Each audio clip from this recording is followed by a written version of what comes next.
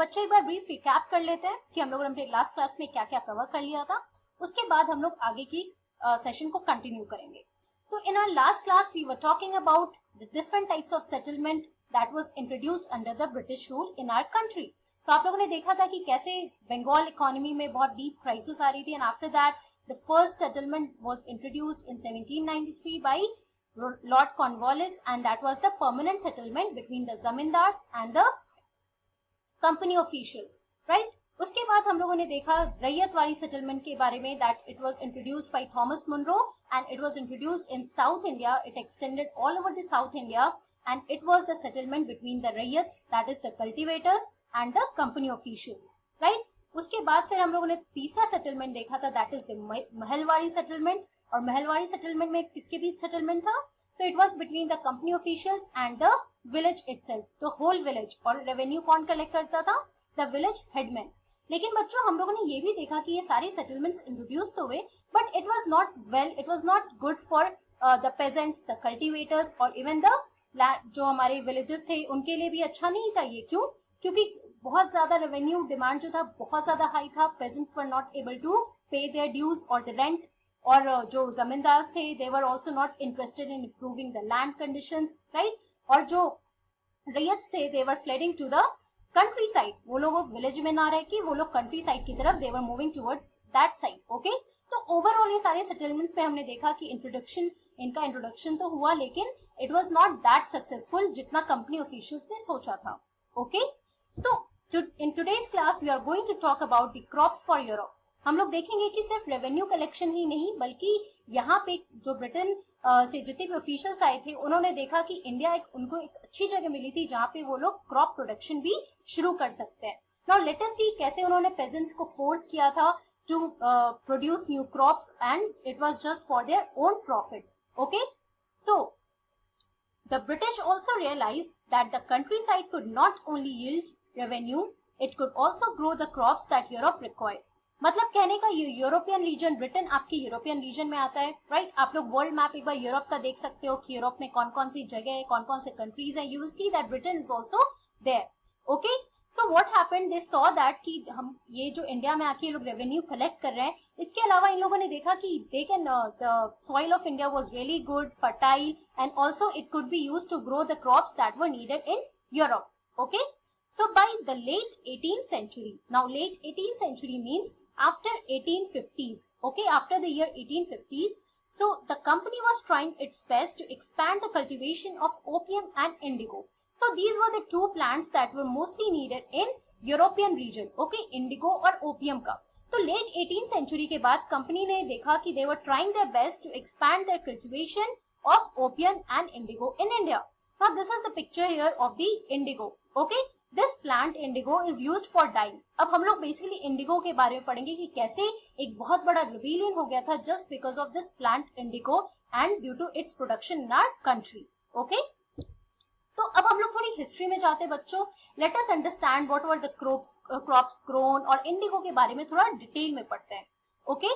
सो अब उन लोगों ने देखा कि in India you know the crops could be grown, so the British persuaded और forced the cultivators in various parts of India to produce other crops, not only indigo और opium, लेकिन बहुत सारे दूसरे crops थे according to the conditions of the land or the soil। बहुत सारे crops को grow करने के लिए उन्होंने cultivators को force करना शुरू किया। अब कौन कौन से region में कौन कौन से crops grow होते हैं वो हम देखते हैं। Now jute in Bengal, tea in Assam, sugar cane in the United Provinces, जिसको हम लोग आज उत्तर प्रदेश बोलते हैं, wheat in Punjab, cotton in Maharashtra and Punjab, and rice in Madras। Now, please learn these plants, the name of these plants or the crops, जिसको different regions में they were persuading or they were forcing the cultivators to grow these plants। अब बंगाल में jute क्यों? क्योंकि jute cultivation के लिए बहुत different soil requirements हैं, बहुत different conditions चाहिए होता है, तो obviously Bengal was suitable for jute cultivation। Assam में टी कल्टीवेशन अच्छे से होता है, तो उसके लिए वहां पे टी के लिए उन्होंने फोर्स किया कल्टीवेटर्स को ग्रो करने के लिए। शुगर केन इन उत्तर प्रदेश, तो different crops were grown in different regions, right. Also now let us understand that does colour have a history. अब बच्चों अब मैं आप लोगों से इंडिगो के बारे में बात करने वाली हूँ। तो इंडिगो जो है ब्लू कलर का था, राइट, ब्लू कलर का प्लांट है ये, जैसे मैंने आपको दिखाया। तो late us understand that does that blue color have any relevance in our history or not? Okay, अब बच्चों यहाँ पे आप ये दो पिक्चर देखो. Now the first picture here is a Kalamkari print of the 20th century India. Okay, तो इस प्रिंट में ये एक तरह की कढ़ाई, एक तरह का प्रिंट है जो कपड़ों पे आप देखोगे जनरली. ओके, इसको कलमकारी प्रिंट कहते हैं. Now you can see here that you in the background you can see the blue color here, right? Again see the next picture here, a Morris cotton print, late 19th century England. अब इस picture में भी आप देखो, can you see this blue color here, right? You can see, observe that. So figure 5 here, it shows a kalamkari print created by weavers of Andhra Pradesh in India. तो ये बच्चों आंध्र प्रदेश में जो वीवर्स थे उन लोगों ने ये कलमकारी प्रिंट क्रिएट किया है on this cloth. Okay, and the next picture that is the Morris cotton print. On the right is a floral cotton print designed and produced by William Morris, a famous poet and artist of 19th century Britain. Okay, now you should know the names and you should know कि ये Kalamkari print कहाँ पे, तो आंध्र प्रदेश में. या फिर William Morris, who was he? So he was a poet and artist of the 19th century Britain. और ये मॉरिस कॉटन प्रिंट हम लोगों को इंग्लैंड के इसमें दिखता है. Okay, so now let us understand कि एक दोनों कलर्स में जो सिमिलर पॉइंट है वो हम देखने की कोशिश करते हैं और इसका क्या सिग्निफिकेंस है इस कलर का. Let us try to understand that. Okay, तो बच्चों अब हम देखते हैं कि आप लोगों ने ये दोनों पिक्चर में देखा कि आपको एक ब्लू कलर दिख रहा है. Now you can see that thing blue colour is really common in this both picture. So there is one thing common in this print, both use a rich blue colour commonly called indigo. तो ये जो दोनों print cotton print है बच्चों, यहाँ पे आप लोग देख रहे हो, तो यहाँ पे ये ब्लू कलर जिसके बारे में मैं आपको इंडिकेट की, that is called the indigo. जो रिच ब्लू कलर यूज हुआ है उसको इंडिगो कहा जाता है. Now indigo is a plant. Now that plant is used for dyeing the clothes. Okay, so also India was the biggest supplier of indigo in the world at that time. मतलब अभी हम लोग British era की बात कर रहे हैं. इस टाइम पे India was the biggest supplier of indigo. यहाँ पे इंडिगो प्रोडक्शन बहुत ही ज्यादा होता था. लैंड वाज वेरी गुड, बहुत फर्टाइल कंडीशंस थे यहाँ पे लैंड के लिए for the production of indigo in our country. So ये इंडिगो ना ही सिर्फ इंडिया में बल्कि इंडिया के बाहर यूरोपियन रीजन में भी indigo was used for dyeing the clothes. Okay, अब हम लोग ये पूरा इंडिगो का हिस्ट्री और सब देखते हैं और समझते हैं कि क्यों इतना इंपॉर्टेंट था ये Indigo for the British also. So demand for indigo, Indian indigo. Okay, the indigo plant grows primarily in tropics.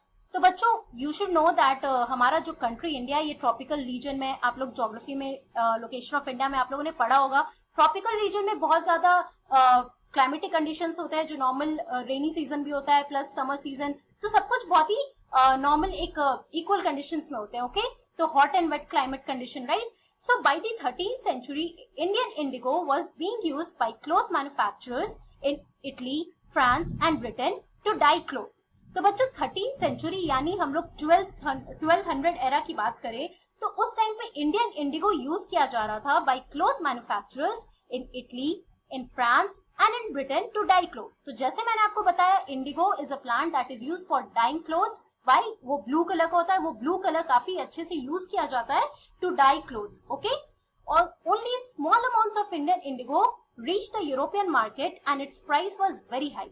तो बच्चों ये यूरोपियन मार्केट में आप देख रहे हो इटली, फ्रांस, ब्रिटेन, ये सारे जो कंट्रीज आप देखोगे that is located in European region. और वहां पे जो इंडियन इंडिगो है बहुत ही कम अमाउंट में पहुंचता था क्योंकि उसकी प्राइस बहुत ज्यादा हुआ करती है. Okay, now in India you can see this is an Indigo factory here. Okay, also European cloth manufacturers therefore had to depend on another plant called woad to make violet and blue dyes. तो बच्चों since बहुत कम quantity में Indigo plant जो है वो European markets में पहुंच पाता था, उसकी प्राइस बहुत ज्यादा हुआ करती थी, तो obviously it was important for these people to find an alternative जहां पे इनको सस्ते में कोई दूसरा प्लांट मिले that could be used for dyeing the cloth. तो कौन सा प्लांट था that was used by the European cloth manufacturers? It was woad. Okay, now woad is a plant of the temperate zones. तो बच्चों आप लोगों ने ज्योग्राफी में पढ़ा होगा tropic zone, temperate zone, frigid zone के बारे में, राइट? तो टेम्परेट जोन के एरियाज में देखो तो यूरोपियन रीजन जो हमारा मैप में आपको मैप दिखा रही हूँ, ये सारे रीजन जो आपके टेम्परेट जोन में आते हैं. ओके, तो यहाँ पे कंडीशंस बहुत ज्यादा रेनफॉल नहीं होता है, रेनफॉल बहुत कम होते हैं, विंटर सीजन आपको बहुत ज्यादा मिलेगा, राइट? तो आप लोग ये ज्योग्राफी में ये सारी चीजें पढ़ोगे अबाउट दी टेम्परेट जोन. तो यूरोपियन रीजन का आप देखो France, Italy, Germany, all these, और here is the Britain, okay. तो ये सारे रीजन तो जो है वो टेम्परेट जोन में। ना जो वोट प्लांट है that is good for the temperate zone, वहां पे बहुत अच्छे say that plant could be grown. तो वहां पे ऑल्टरनेटिव के लिए उन्होंने वोट प्लांट यूज करना शुरू किया for dyeing clothes. It was grown in northern Italy, southern France, and in parts of Germany and Britain. Okay, France, Italy, Germany, Britain, ये सारे region में this plant was grown. Also, cloth dyers, however, preferred indigo as a dye, क्योंकि indigo was much more better than woad.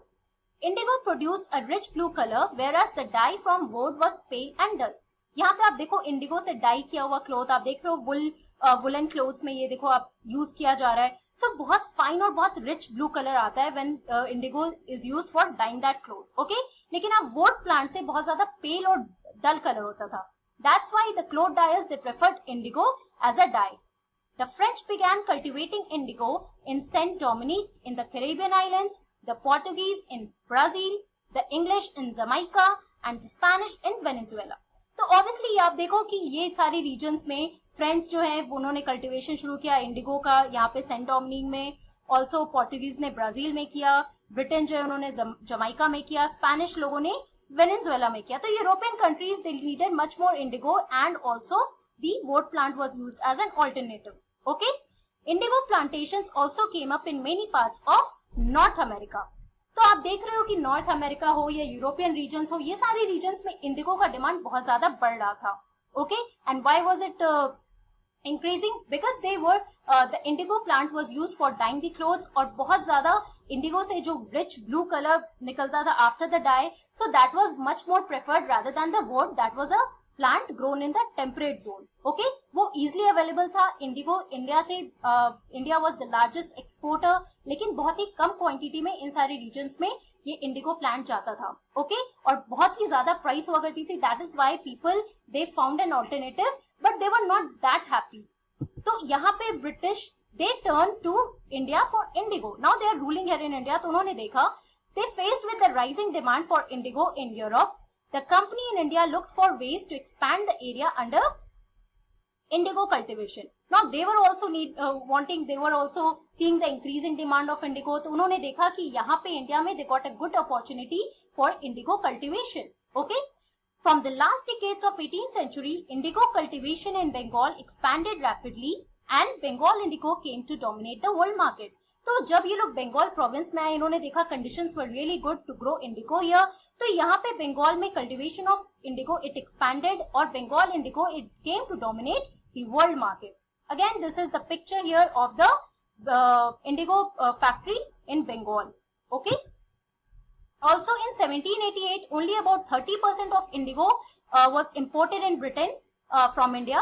But by 1810 the proportion had gone to 95%. तो आप देख रहे हो कैसे इंक्रीज होने लगा एक्सपोर्ट में यहाँ पर जो इंडिगो का होता था, okay. Attracted by the prospect of high profits, numerous Scotsmen and Englishmen came to India and became planters.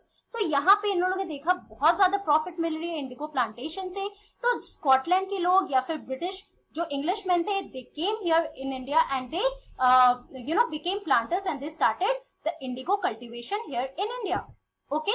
So in short बच्चों, आज की क्लास में we talked about the crops for Europe कि कैसे cultivation के लिए the cultivators were forced in India to grow different crops in different regions, and also why British they turned to India for indigo cultivation, okay. Because of the increasing demand of indigo, they saw that India was a good place for the indigo cultivation, or Bengal indigo it became an